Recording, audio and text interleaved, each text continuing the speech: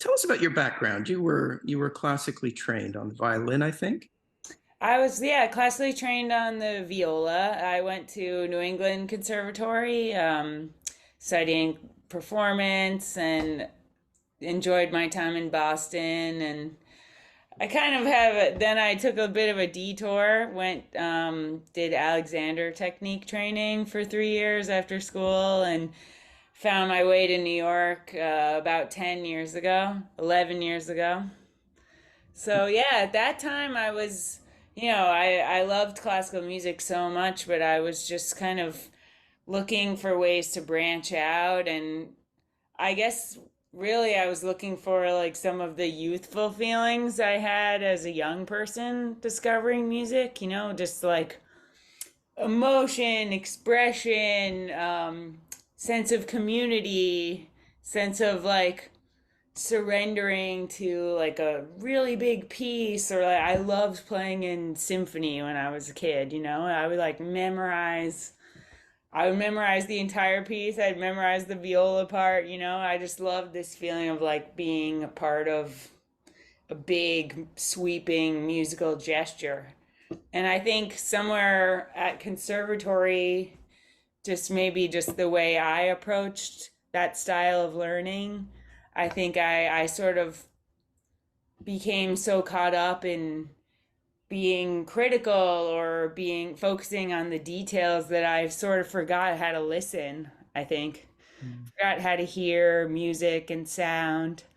And then when I came to New York, I remember really clearly I was playing with some like singer songwriters. I really didn't know, where I would end up. But then I heard Tatsuya Nakatani play a show, and I was like, wow, what's going on here? There's something really potent happening in this show. And I think that was the first time that since like being a younger person, that I had felt music just kind of cut right through me and just move me in a super deep way. And I think that that's really what brought me to improvisation and experimenting and just working with, different sounds, Mm. because I was just looking for that vitality. But it sounds like it was a gradual process for you, that a lot of maybe searching or at least just thought given to something more before you had that concert experience.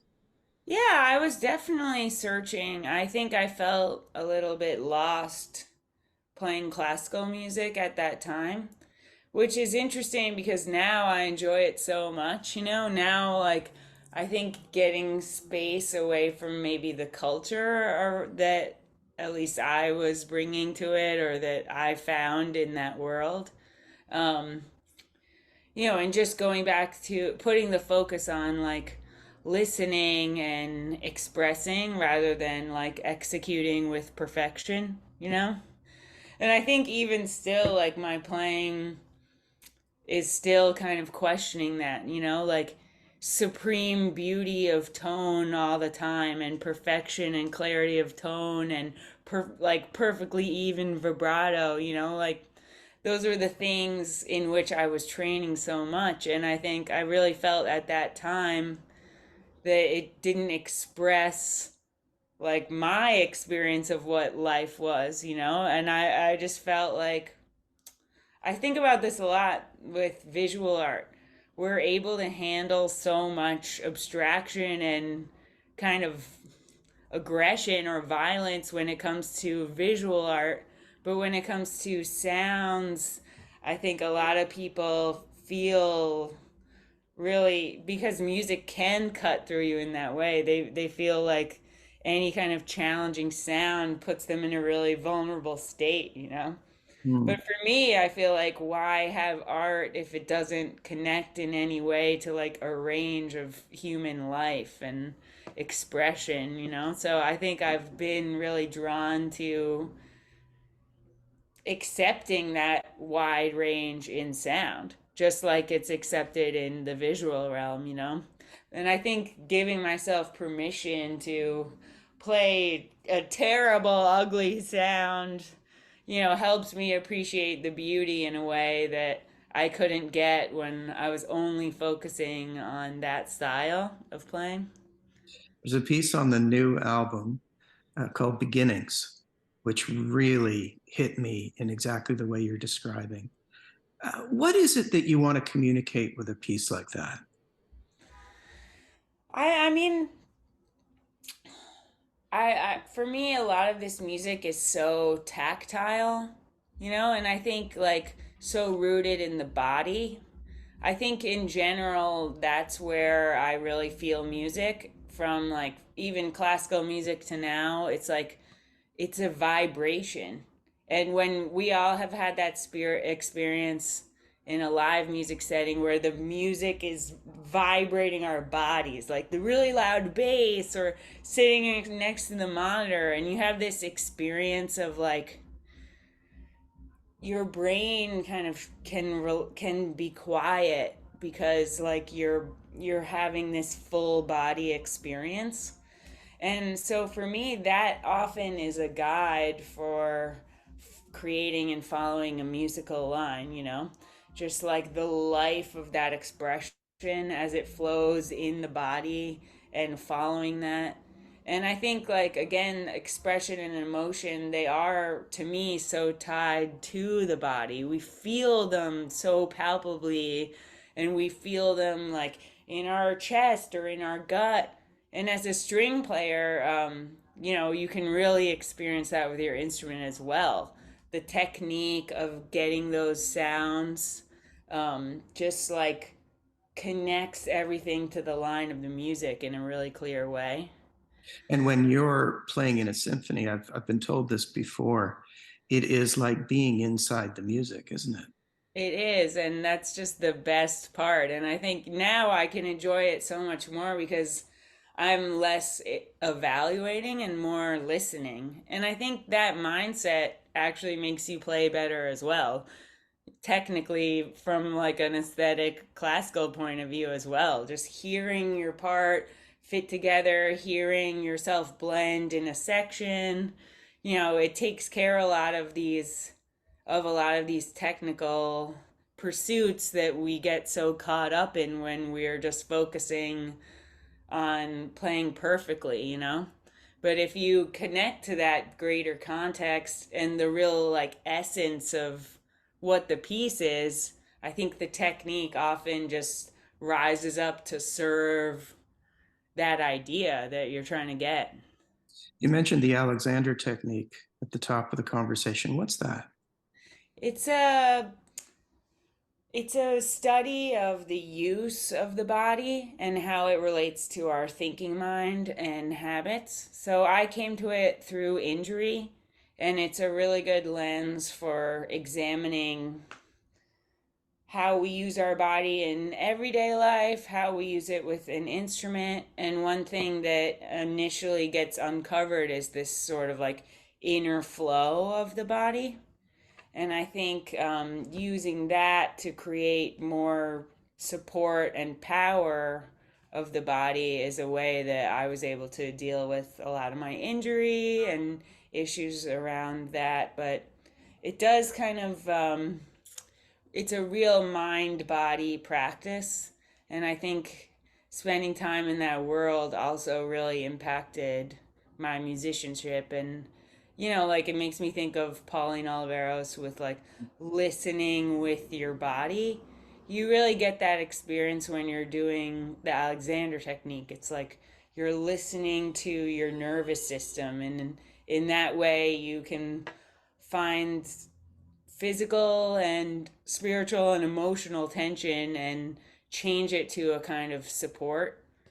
And so I really recommend that work, for everyone, for everything, but especially if there's a stubborn injury. I think it's often like the missing piece We to don't get. hear a lot about musicians' injuries, but it is quite a significant thing, whether it's repetitive strain or otherwise. It is. It's a really common thing, and unfortunately, there's a lot of stigma around that, especially in the string playing world. But just my personal journey with it is, and having that perspective with Alexander technique, it is a mind and body total issue.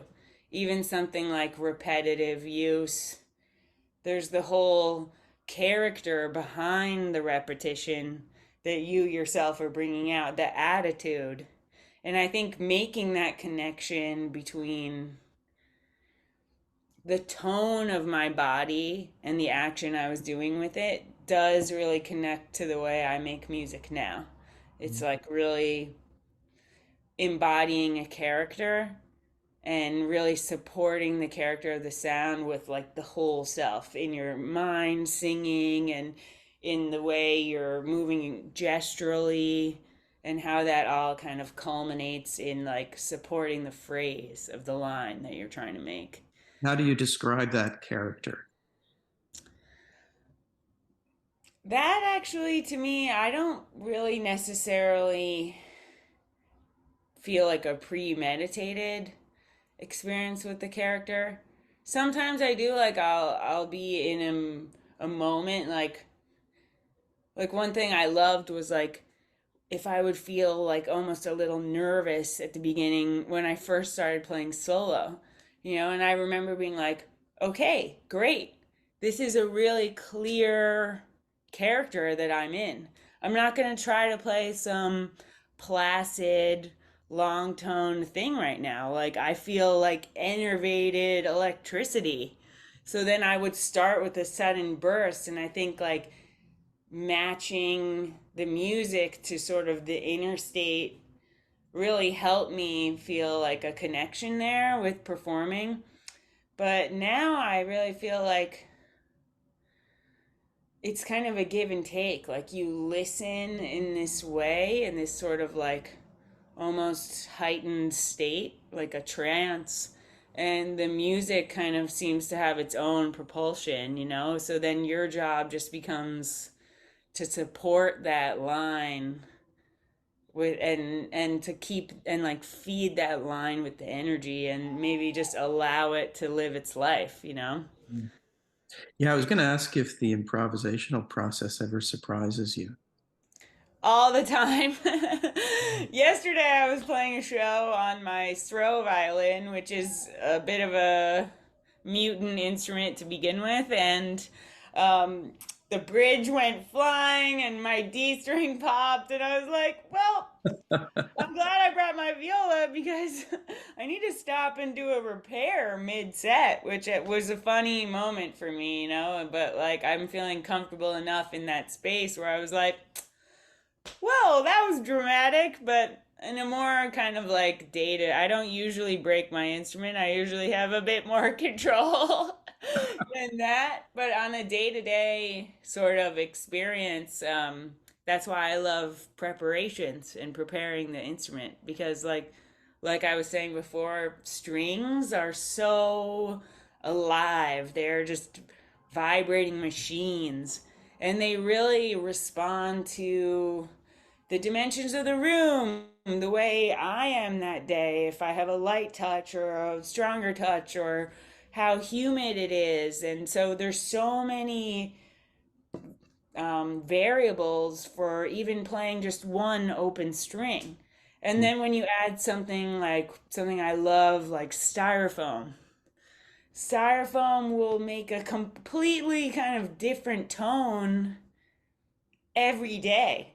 And a lot of these preparations are the same, similar, kind of an introduction of the chance element. And I love that aspect with preparations because it's like you really have to surrender to what's happening, or Mm. they'll fly off. You'll have this whole kind of arc you're building, and then the preparation will just fly off of your string because it's vibrating so much, and all of a sudden you have like just the open string sound. And I really find that to be kind of like a meditation practice as well.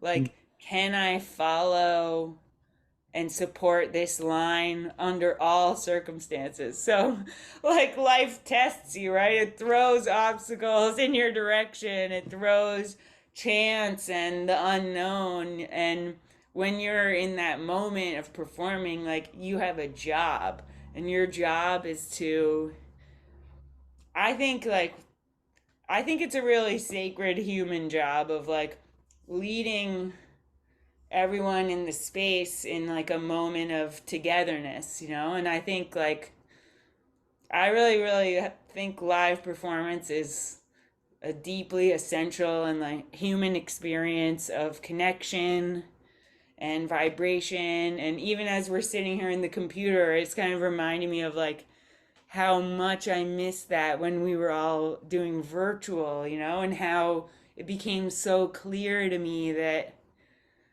interaction is vibration and vibrating bodies in the space. Mhm. And I think like as we become more and more entrenched in our digital world, like live music will always have that very like untouchable and sacred space of like cutting through, cutting beyond the thinking mind and bringing everyone into like a soul space and in their physical bodies and just a kind of you can bypass people's thought and everyone has this shared moment in time. And I think sound is one of the easiest ways to get there and maybe one of the most potent ways to get there. So You I think, yeah. you have an active yoga practice as well, I understand. Is that an offshoot of the work you're describing, or is that also informed your music? It's all, I'd say it's all connected. I think that that injury I had kind of ignited a new, maybe quest or curiosity, but it's turned into, it's definitely a companion alongside musicianship, and they do feel more and more inseparable, you know, like breath being such a key element of so much instrument playing, and even just like maybe our one of our big vibrations in our body that we maintain, and movement and that connection, you know, like I love martial arts too. I'm like a student at this amazing Aikikai, Brooklyn Aikikai dojo, is practicing Aikido. And, you know, my teacher, my sensei always says, like, to use to the body, to really use like a sword, your whole body has to become the sword. Every motion in your arm, and then the twist of your back, and the twist of your hips, and the connection to the ground all inform the strike of the sword. And I think it's exactly the same as an instrumentalist, or even maybe especially vocalist. You know, it's like you can't separate the act of creating the music from living in a body. So I think, you know, my body practice and my viola practice, they're really all connected. And I think, yeah, like these kind of states of awareness, you can kind of practice them in isolation when you're doing body work, and then when you go to add the viola on top, you know, you're it's a nice way to kind of bring yourself into the mental state that you might find yourself in a performance, or as an audience, like being able to quiet the self so you can really listen, not evaluate or think too much, or, you know, but really just be absorbing, be receiving what people are putting out there. To really feel it. Yeah. Mm. So I think it's all the body is our filter from which we are alive in the world, you know. So lots to learn there. The new album is called Soulcaster. There's some significance to that title. Yeah. It's from a fantasy book. Brandon Sanderson, great writer. I feel like he's my friend because I just read his books over and over again. They're like, but Yeah, it's an instrument of transformation. And I really love the book it's from. I think it gave me a lot of joy, and there's some little nuggets of wisdom there too. It's called the Stormlight Archives. Great series. Definitely recommend it. But yeah, paying a little homage to that. But I did love the image of like in the fantasy series, it's kind of like a Shinto philosophy, but every object has a spirit, Mm. and that if you want to transform one object to another, you have to communicate with it on this spirit realm. And I love that concept sort of like the inner essence of all things, you know?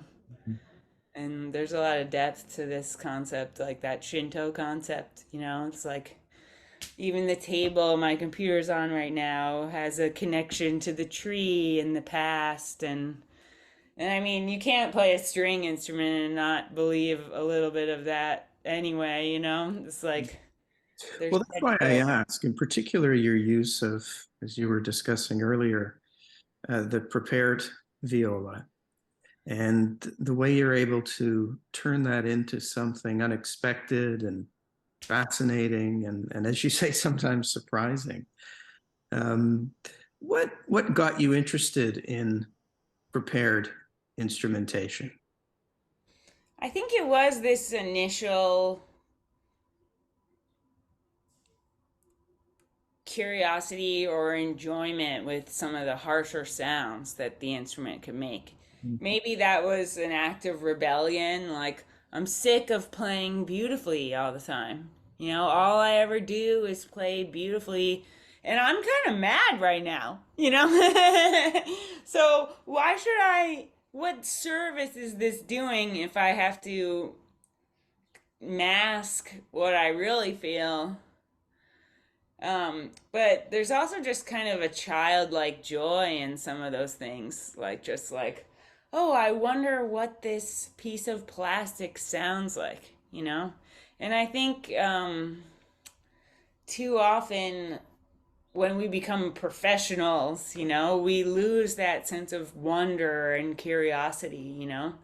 And I think that leads to stagnation and sort of apathy, you know? It's a challenge to keep interested in the work you do year after year, and why get up and practice again the next day, you know? So I think like in some ways there's little games we have to play to stay curious. A little And bit of restlessness can be a positive thing. definitely and definitely curiosity. I think so often we only praise diligence and dedication. And I think, you know, there was some, I wish I remember who said it, but just about the ideal learning state being purposeful play. Mm.